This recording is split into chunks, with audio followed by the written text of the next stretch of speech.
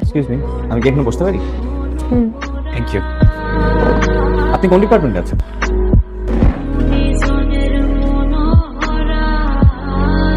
ওর কথা আর বললেনই না, যত মানুষ দেখলেই মনে হয় সব লাগে, কাজ তো কথাই বলতে চায় না ঠিক মতো। আরে আমি বইতেই তো দেখছি সিরিয়াল কিলাররা এরকমই হয়, চুপচাপ থাকে, কারোর সাথে কথা বলে না। এরাই আবার হুট করে মাঝে মধ্যে মানুষকে খুন করে বসে।